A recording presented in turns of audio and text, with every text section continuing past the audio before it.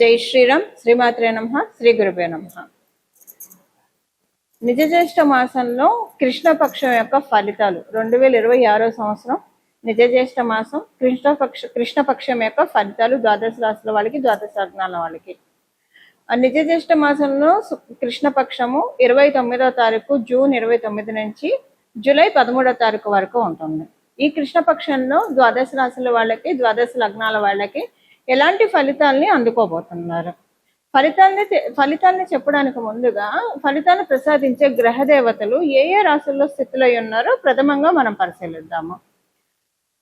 మంగళ సంచారం వృషభ రాశిలో, అలాగే మిథున రాశిలో రవి యొక్క సంచారము, బుధ భగవానుడు ఈ మాసంలో ఈ పక్షంలో వక్రగతిలోకి ఆయన వెళ్తున్నాడు కాబట్టి ఆయన సంచారము ఉభయ రాశుల్లో ఉంటుంది. కర్కాటక రాశి, మిథున రాశిలో ఉంటుంది. కర్కాటక రాశిలో గురు శుక్రుల సంచారము. శుక్రాచార్యుల వారు ఈ పక్షంలో 5వ తారీఖు నుంచి కర్కాటక రాశిలోంచి సింహరాశిలోకి ఆయన పయనాన్ని సాగిస్తారు. కేతుదేవుడు సింహరాశిలో స్థితిలో ఉన్నారు.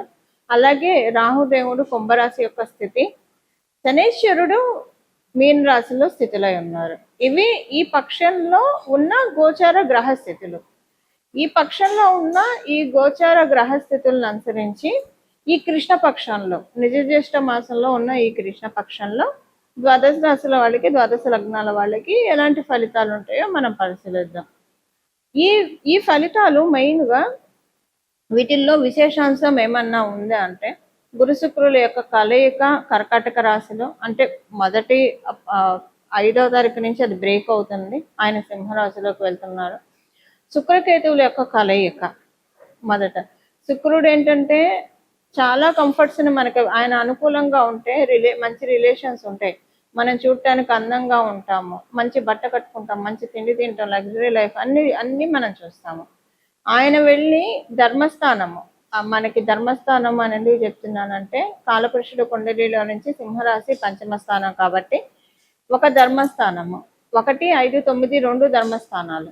ఈ ధర్మస్థానంలో శుక్రాచార్యుల వారు ఉన్నారు. అక్కడ కేతు భగవానుడు స్థితిలో ఉన్నారు. స్థితిలో ఉండడం వల్ల అది ఎలా ఉంటుందంటే, ఈయన ఇస్తూ ఉంటాడు, ఆయన తగ్గొడుతూ ఉంటాడు. సో ఈ వారిలో ఎవరు గెలుస్తారు? శుక్రాచార్యుల వారు ఇస్తాడా? ఆయన చేత కేతు భగవానుడు ఎలాంటి అడ్డు చెప్పనీయకుండా అన్నీ ఇవ్వనిస్తాడా? ఇవి చూడాలి మనం. అంటే ద్వాదశ రాశుల వాళ్ళకి, ద్వాదశ లగ్నాల వాళ్ళకి ఎలాంటి ఫలితాలు ఉంటాయి, ఇది ఒక స్పెషల్ ఇంపాక్ట్. దానికి తోడు బుధ భగవానుడు ఆయన వక్రగమనంలోకి వెళ్తున్నారు, ఇది ఇంకొక స్పెషల్ అంశం. అన్నీ ఏది ఎలా ఉన్నా సరే ఓవరాల్గా మనం చూసుకుంటే, ఓవరాల్గా చూస్తే ఈ పక్షంలో ద్వాదశ రాశుల వాళ్ళకి, ద్వాదశ లగ్నాల వాళ్ళకి, అందరికీ 25 నక్షత్రాల వాళ్ళకి, వీళ్ళు వాళ్ళని కాకుండా ప్రతి ఒక్కళ్ళకి గురువు యొక్క బలం ఉండడం, గురువు యొక్క కృప విశేషంగా ఉండడము, ఇది ఒక మేజర్ పాయింట్. అందరికీ కూడా ఒక కీ పాయింట్ అనుకోండి. దీనివల్ల మిగతా గ్రహస్థితులు ఎలాగున్నా కూడా వాటి వల్ల ఎక్కువగా ఇబ్బంది ఉండదు. ఇప్పుడు ఉదాహరణకి ఇప్పుడు మేషరాశిలో పుట్టిన వాళ్ళకి శుక్రుడు మరియు కేతువు యుతి వల్ల సింహరాశిలో సంతానానికి సంబంధించిన ఇబ్బందులు రావచ్చు, సంతానానికి ఆరోగ్య సమస్యలు రావచ్చు. గురు భగవానుడు ఏం చేస్తాడు? ఆయన ఆచ్ఛాదన ఉంది కదా, ఆయన కర్కాటక రాశిలో ఉన్నాడు, సింహరాశిలో వీళ్ళిద్దరు ఉన్నారు. ఆయన ఆచ్ఛాదన ఉంది కాబట్టి ఏదైనా పెద్ద హెల్త్ ప్రాబ్లం వచ్చే చోట చిన్నగా ఆయన చేస్తాడు. అంటే ఒక బాగా హెల్త్ ప్రాబ్లం, ఒక యాక్సిడెంట్, మరి మీ జాతకం ప్రకారం యాక్సిడెంట్ అయ్యేసి ఉంటే కనుక ఏదన్నా చిన్నగా వేలు కోసుకుంటుంది, అలాగా. అంటే చాలా స్వల్పంగా పోనిస్తాడు. అసలంటూ పూర్తిగా ఏది తప్పించుకోలేం, కర్మను అనుభవించాల్సిందే. అలా ఒక్కొక్క రాశి వాళ్ళకి ఒక్కొక్కటి. వీళ్ళు శుక్రకేతువుల యుతి ఒక్కొక్క ప్రాబ్లమ్ని క్రియేట్ చేస్తూ ఉంటే, మీ రాశి మీ లగ్నం ప్రకారం దాన్ని గురు భగవానుడు ఇంటెన్సిటీ తగ్గిస్తాడు.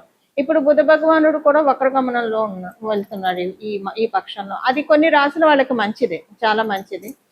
ఏ రాశుల వాళ్ళకి మంచిది? ప్రథమంగా కర్కాటక రాశి వాళ్ళకి మంచిది, ఆయన వక్రగతిలోకి వెళ్ళడము.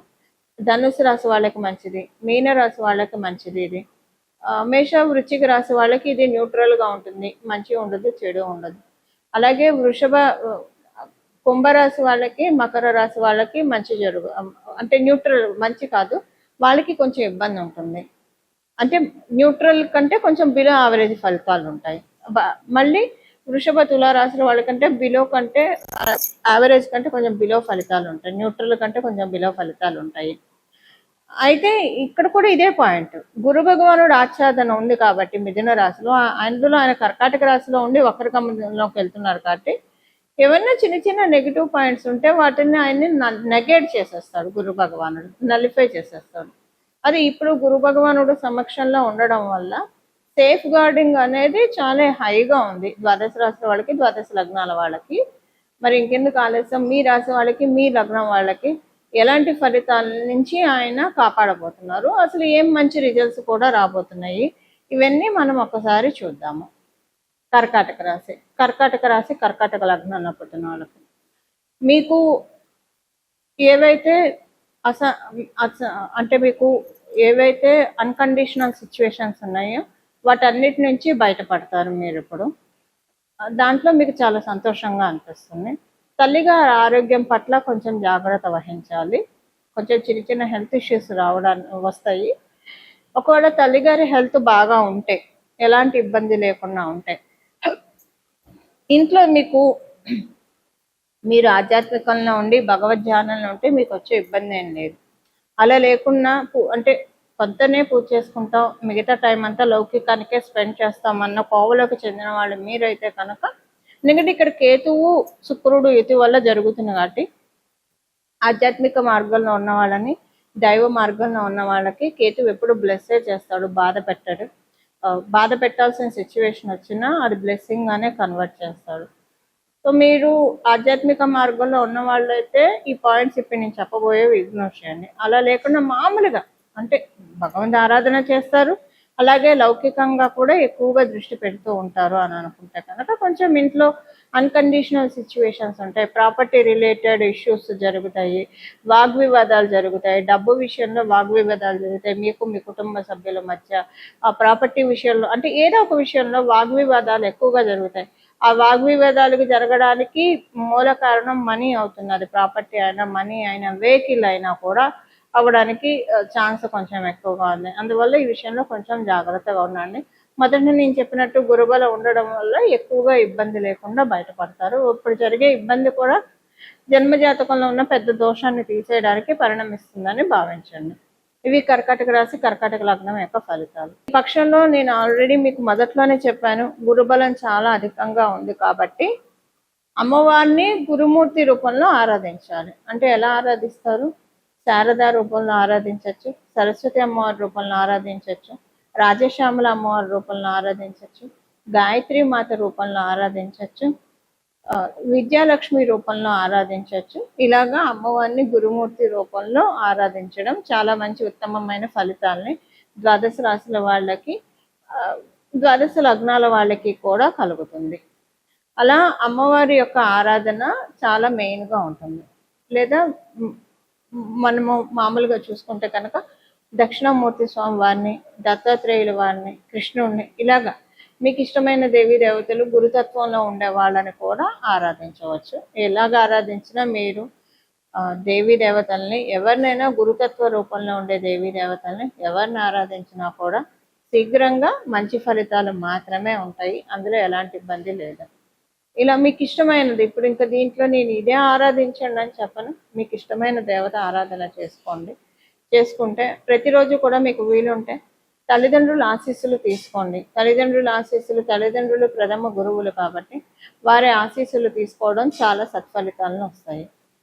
ఉదాహరణకి మీ తల్లిదండ్రులు మీరు విదేశాల్లో ఉన్నారు, లేదా మీరు ఉద్యోగరీత్యా వ్యాపార రీత్యా వేరే ప్రదేశంలో ఉన్నారు, మీ తల్లిదండ్రులు మీకు అందుబాటులో లేరు. అప్పుడు లక్ష్మీనారాయణలకి, శివపార్వతులకి దండం పెట్టండి. వాళ్ళే ఆది దంపతులు కదా, శివపార్వతులు, లక్ష్మీనారాయణ. వాళ్ళే మనందరికీ జగత పితరో వందే పార్వతీ పరమేశ్వరు అని చెప్తాం. వాళ్ళే మనందరికీ తల్లిదండ్రులు. వాళ్ళ పాదాలకి ప్రణామం చేయండి. కుదిరితే కనుక దేవీ దేవతల గుళ్ళ చుట్టూ ప్రదక్షిణాలు చేయండి. ఎన్ని ప్రదక్షిణాలు వీలైతే అన్ని ప్రదక్షిణాలు చేయండి. ఇలా ఇవన్నీ చేస్తే కనుక ఈ పక్షం అంతా కూడా దైవ బలాన్ని ఇంకా క్రోడీకరించుకోవడానికి చక్కటి సదావకాశం గోచార రీత్యా మనందరికీ కూడా కలుగుతాయి. ఇలా మనందరం కూడా గురువు యొక్క కృపని పొందాలని చెప్పి, గురువు యొక్క కృపతోటి మన జీవితాన్ని ఆనందమయం చేసుకోవాలని మనస్ఫూర్తిగా మనందరి తరఫున గురుమూర్తిని ప్రార్థిస్తూ మంగళం. నమో భగవతే వాసుదేవాయ.